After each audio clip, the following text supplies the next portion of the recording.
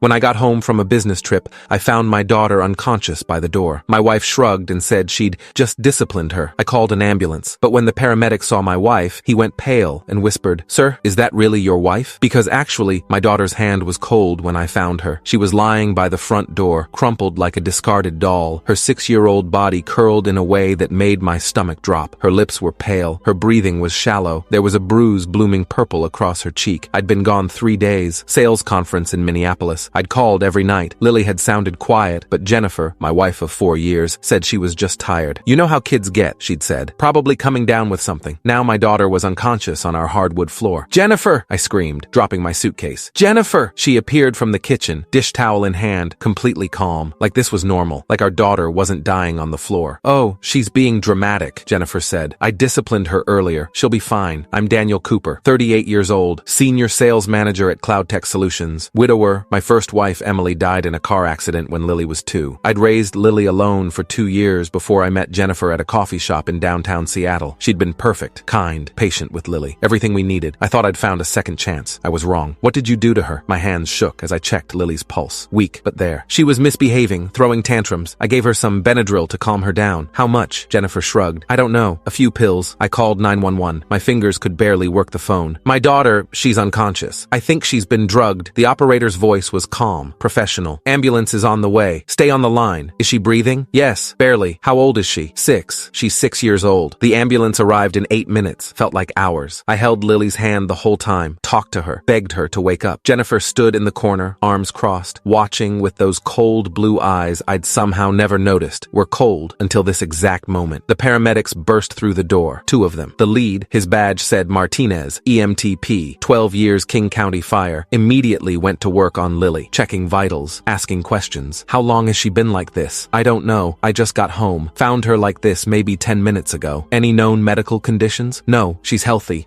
Martinez looked up at Jennifer. His face changed, went from professional concern to something else. Recognition, fear. He stood up slowly, walked toward her, stared. "Sir," he said quietly, not taking his eyes off my wife. "Is that really your wife?" "Yes, Jennifer. Jennifer Walsh." "Why? What's her maiden name?" "Morrison. Jennifer Morrison." "Why are you—" Martinez pulled out his phone, typed something, showed me the screen. It was a news article from Portland, Oregon, dated November 2021. The headline, "Woman arrested in child abuse case. Stepson hospitalized with suspicious injuries." The photo showed a woman who looked exactly like my wife. Same blonde hair, same sharp features, same cold eyes, but the name was different. Sarah Jensen. "Because she's Sarah Jensen," Martinez said, his voice tight. "She was investigated in Oregon 2 years ago. Her stepson almost died." My blood turned to ice. "What are you talking about?" "Charges were dropped on a technicality. Something about chain of custody on the evidence. But that kid, Dylan Martin, 8 years old, he had the same symptoms I'm seeing here. Severe dehydration, unexplained bruising, sedatives in his system. His father didn't know until the school called CPS." I looked at my wife. She stood in the corner, arms still crossed, face completely blank, not scared, not surprised, just annoyed. "That's ridiculous," she said calmly. "I've never been to Oregon. This man is clearly confused." "Ma'am, I worked that case," Martinez said. "I was the paramedic who responded when Dylan was found unresponsive at school. I testified at the preliminary hearing." "That's you. You're mistaken." Martinez turned to his partner. "Load her up. Priority 1, possible drug overdose and suspected abuse. I'm calling this in." They strapped Lily to the gurney, so small, so pale, my baby girl. "I'm riding with her," I said. "Sir, you should follow in your car." "I'm riding with her," Martinez nodded. "Understood." As they loaded Lily into the ambulance, I looked back at Jennifer. She was already on her phone, texting someone, completely calm. The ambulance ride took 17 minutes. 17 minutes of watching Lily's chest rise and fall weakly. 17 minutes of Martinez explaining what he knew. "The Oregon case was bad," he said quietly. "Kid was hospitalized 3 times in 6 months. Always when the dad was traveling for work. Always with the stepmom's explanation that he was clumsy, accident-prone, sickly. The 3rd time, a nurse noticed the pattern, called authorities. What happened? They arrested her. Sarah Jensen. But her defense attorney got the evidence thrown out. Something about the blood tests being improperly logged. Without that, they couldn't prove she'd drugged the kid. Case fell apart. She disappeared before they could file new charges." "And you're sure it's her?" "I'm positive. I'd recognize that face anywhere. Haunted me for months." At Seattle Children's Hospital, they rushed Lily into emergency. I paced in the waiting room while they ran tests, called her pediatrician, called my mother, called my boss, didn't call Jennifer, didn't want to hear her voice. At 11:47 p.m., Dr. Patricia Chen came out, 46 years old according to the hospital website, 22 years in pediatric emergency medicine. Her face was grim. "Mr. Cooper, your daughter has been drugged with diphenhydramine, that's Benadryl, at levels consistent with a 150-pound adult dosage. She's also severely dehydrated, malnourished, and has bruising consistent with physical abuse. We found older bruises in various stages of healing. My knees went weak. I sat down hard. How long? I asked. Based on the malnutrition and dehydration? Weeks, maybe months. The bruising patterns suggest ongoing physical abuse over an extended period. I've been home. I would have noticed, Mr. Cooper, abusers are very good at hiding what they do. And you said you travel frequently for work? 2 to 3 times a month, usually 3 or 4 days at a time. That's when it would have happened, when you weren't there to see. A police officer arrived, Detective Raymond Foster, Seattle PD Child Abuse Unit, 19 years on the force. He took my statement, asked about Jennifer, asked about our marriage. I told him everything, how we'd met 4 years ago, how she'd seemed perfect, how Lily had seemed to like her at first. At first? Foster asked. The last year, Lily's been different, quieter, more anxious. I thought it was just adjustment. New school, growing up, her mom being gone. I never thought, Mr. Cooper, I need to ask, did you ever see your wife hurt Lily? No, never. I would have. Did Lily ever say anything? I thought back, tried to remember. There was something. 6 months ago, Lily had asked me, Daddy, does Jennifer love me? I'd said, of course she did. Asked why she'd ask that. She's just different when you're not home. Different how? Just different. I'd brushed it off. Thought Lily was being sensitive. Thought she was still struggling with having a stepmom instead of her real mom. God, how could I have been so blind? I need to talk to your wife, Foster said. She's at our house, 2847 Maple Avenue. He left. I stayed with Lily. She woke up around 2 a.m., groggy, confused. When she saw me, she started crying. I'm sorry, Daddy. I'm sorry. I didn't mean to be bad. Baby, you're not bad. You're not bad at all. Jennifer said I was bad. Said I deserved it. Said if I told you, nobody would believe me because I'm just a kid and she's the grown-up. My heart shattered into 1,000 pieces. I believe you, sweetheart. I believe you completely. Jennifer came home that night like nothing had happened. Detective Foster had gone to our house, but she'd refused to answer questions without a lawyer. They couldn't arrest her. Not yet. Not without more proof. She texted me at 2:34 a.m. Where are you? I'm worried. I didn't respond. She texted again at 3:15 a.m. Dan, please. I know you're upset, but we need to talk. Lily has behavioral issues. I was just trying to help. She needs structure, discipline. You've been too soft on her since Emily died. I blocked her number. At 6:01 a.m., I called my buddy Marcus Chen. We'd gone to college together. He worked in tech security now, running his own firm specializing in digital forensics and background investigations. Marcus, I need everything you can find on Jennifer Walsh. Born 1985, married me in 2019. What's going on? I told him. Everything. He went quiet for a long time. I'll call you back, he said. He called back 2 hours later. Dude, your wife doesn't exist before 2018. What? No credit history. No social media before that year. Her driver's license was issued in Washington in 2018. Her social security number is real, but there's no employment history before 2018. No tax records, no college transcripts. It's like she appeared out of nowhere. My hands started shaking. Can people even do that? Sure, if they know what they're doing. Change your name, move states, create a new identity. Not exactly legal, but not impossible. Especially if you're running from something. I dug deeper. Found the Oregon case Martinez had mentioned. Spent 4 hours on Google, LexisNexis, public records databases. Found it. Sarah Jensen. Arrested November 2021 in Portland for felony child abuse. Her stepson Dylan Martin, 8 years old, hospitalized with drug overdose and suspicious injuries. Charges dropped January 2022 when evidence was ruled inadmissible. Subject failed to appear for rescheduled hearing. Warrant issued. There was a photo in the court records. Jennifer. Absolutely Jennifer. Same face, same cold eyes. I kept digging. Found another case. Phoenix, Arizona. March 2019. Rachel Morrison. Arrested for endangering a child. Stepdaughter, 7 years old. Found unresponsive at school. Same pattern. Drugs, malnutrition, bruising. Charges dropped when key witness, the father, refused to testify. Case notes indicated he'd been convinced his daughter was lying and threatened by the defendant. The case was sealed because the victim was a minor. But I found the father's name in related civil filings. Robert Morrison. He'd filed for divorce and emergency custody 3 months after the criminal case fell apart. I called information, got a number, left a voicemail. Mr. Morrison, my name is Daniel Cooper. I think my wife might be your ex-wife, Rachel. I need to talk to you. Please. It's about my daughter. He called back 30 minutes later. Is your daughter okay? His voice was rough, urgent. She's in the hospital. She'll survive, but she's a monster. The words came out flat. Dead. Rachel, whatever she's calling herself now, she gets off on it, hurting kids, specifically stepkids. She finds single fathers, plays the perfect girlfriend, the devoted stepmom. Then once she's locked in, married, living together, integrated into the family, she starts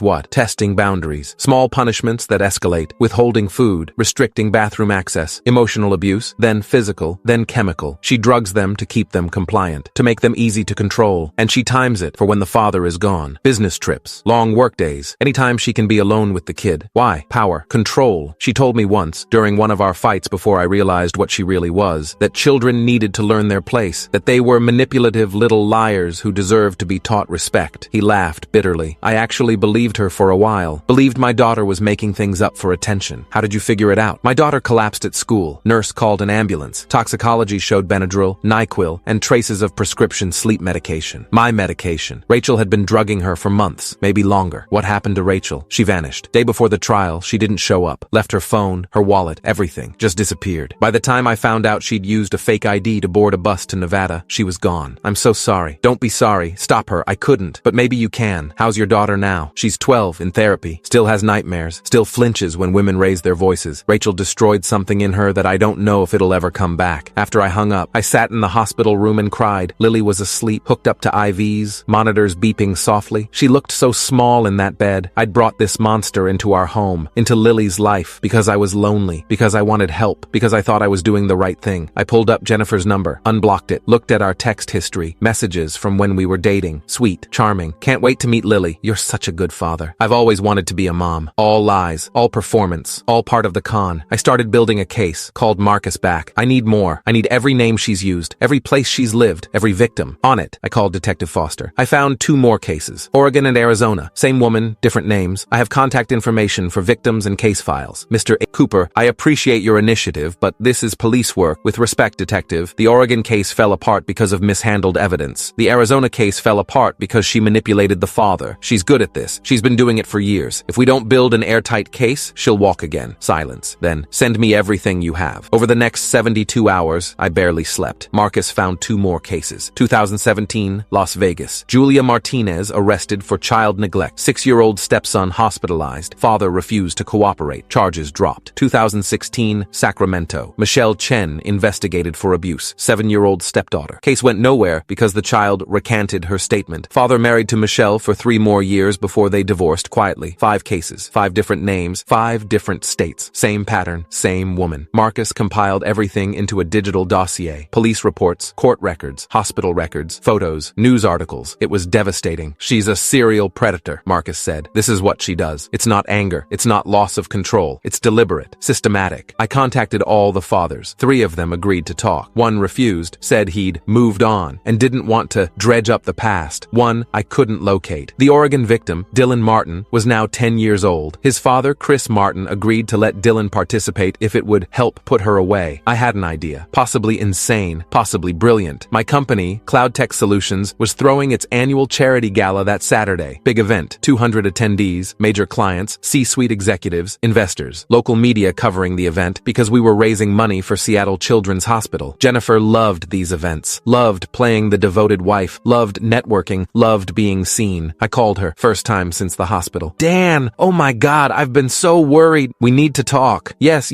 absolutely. I'll come to the hospital. Not here. Lily doesn't want to see you. Silence. Then colder. She's manipulating you. She's always been difficult, jealous of our relationship. Emily spoiled her, and now the gala is Saturday. We need to put on a united front for the company, for appearances. Another pause. I could practically hear her calculating. You want me to come to the gala? The company needs us to look stable. Lily's situation is complicated, but we're handling it. Private family matter. You know how clients are? They talk. We need to show everything's fine. Everything is fine. Once you listen to my side, Saturday, 7 p.m., Fairmont Hotel. Wear the blue dress. I hung up before she could respond. Then I made calls. So many calls. Detective Foster, I need you at the Fairmont Saturday night in plain clothes with backup. Chris Martin from Oregon. Can you and Dylan be in Seattle this weekend? I'll cover all expenses. Robert Morrison from Arizona. I'm organizing something. I need you there. Marcus, I need a projector, a wireless one, and your help setting up a presentation. Jennifer Martinez, the paramedic. I need you to testify about Oregon, publicly. My boss, Karen Walsh. I need 10 minutes during the awards portion. Trust me. Everyone said yes. Saturday arrived. The Fairmont Olympic was decorated beautifully. Chandeliers, ice sculptures, open bar, live jazz band, 200 people in formal wear, schmoozing and drinking champagne. I wore my best suit, smiled, shook hands, networked, played the part. Jennifer arrived at 7:47 p.m. Blue dress, hair perfect, makeup flawless. She looked like a magazine ad for the perfect wife. She kissed my cheek. Thank you for this, for giving us a chance to work things out. Of course. I introduced her to clients, colleagues. She charmed everyone, laughed at jokes, complimented dresses, asked about children with exactly the right amount of interest. She was very, very good at this. At 9:15 p.m., the awards portion began. My boss, Karen, took the microphone. Thank you all for coming tonight. We've raised over $300,000 for Seattle Children's Hospital. hospital. That money will directly support families dealing with pediatric emergencies, families like our own Daniel Cooper's. Polite applause. Jennifer smiled, squeezed my hand. Dan, would you like to say a few words? I stood, walked to the stage, took the microphone. Jennifer's smile was radiant. Thank you all for being here tonight, I said. Child safety is personal to me, especially this week, because 6 days ago I came home from a business trip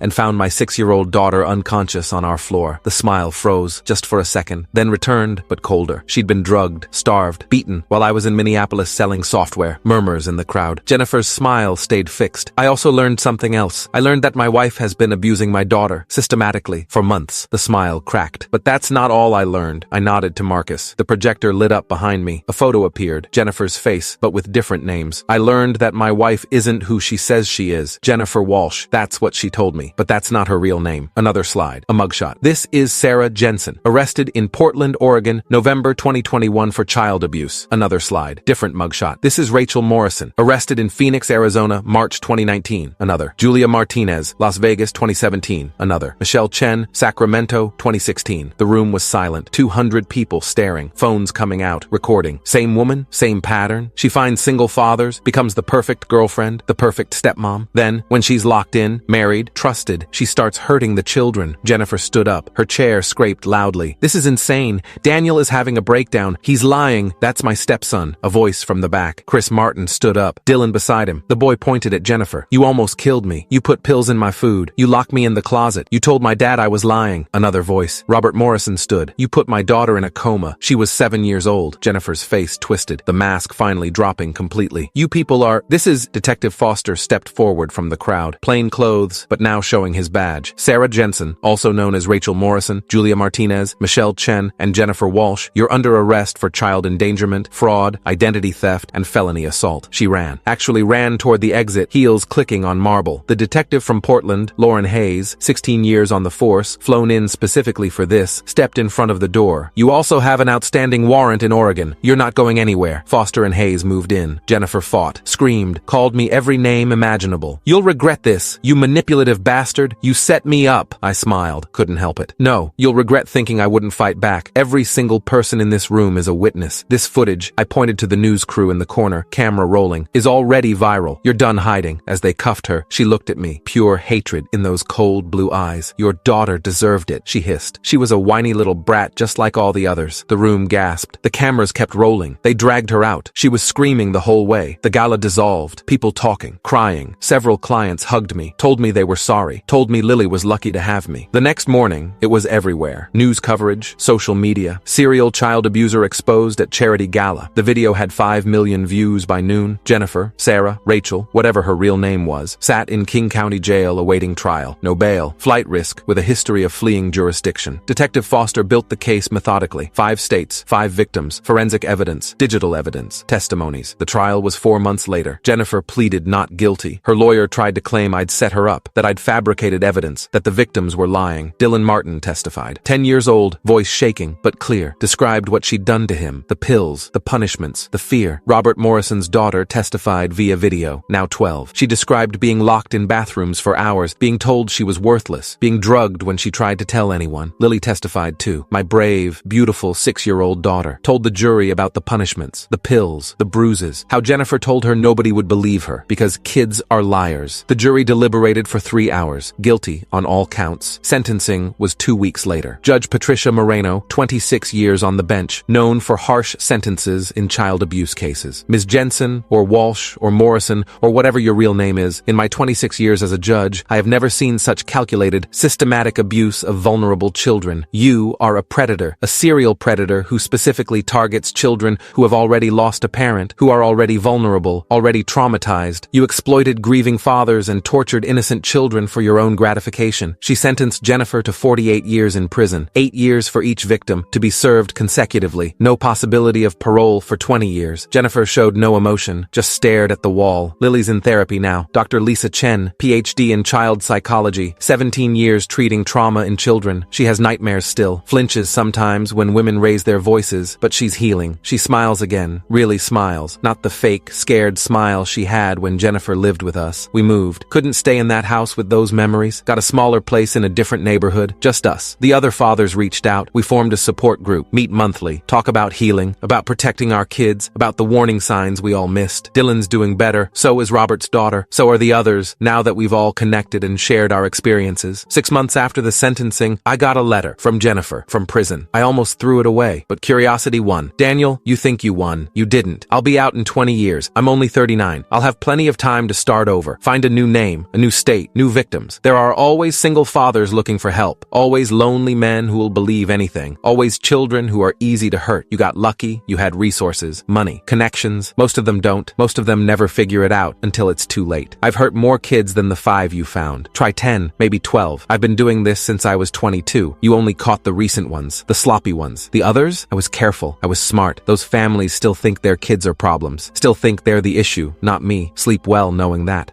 I showed it to Detective Foster. He showed it to the prosecutor. They used it to open investigations into her past. Found 3 more cases they're still building. The letter was evidence of consciousness of guilt. Might add more years to her sentence. I showed it to Dr. Chen during one of Lily's sessions. She's trying to maintain power, Dr. Chen said. Even from prison, she wants you to feel helpless, scared, to think she's still in control. Is she? No, she's in a cell. You and Lily are free. That's who won. She was right. Last week, Lily and I went to the park. She ran to the swings, laughed as she went higher and higher, called out, "Daddy, watch me." I watched her. My strong, brave little girl who survived a monster. And I thought about that letter, about Jennifer's claim that she'd won, that she'd do it again. Maybe she would. Maybe she'd get out in 20 years and try. But she'd have to do it with every news outlet in the country knowing her face, with every father and every support group spreading awareness, with every victim she'd tortured now empowered to speak up. She thought she was untouchable, thought she could keep hunting, keep hurting. She was wrong, because the thing about monsters, eventually they get caught. Eventually, the truth comes out. Eventually, the victims find each other, and the monster ends up alone in a cell, writing impotent threats, while the people they tried to destroy move forward with their lives. Lily jumped off the swing, ran to me, hugged my legs. "I love you, Daddy. I love you too, sweetheart. Is Jennifer ever coming back?" "Never, I promise." "Good. I like it being just us." "Me too, baby. Me too." We went home, made dinner together. She helped me stir the pasta, giggled when I let her taste the sauce. Normal, safe, free. Jennifer thought she'd won because she'd hurt so many kids and gotten away with it for so long, but she lost everything the moment she underestimated a father's love, and she'll spend the next 48 years knowing it.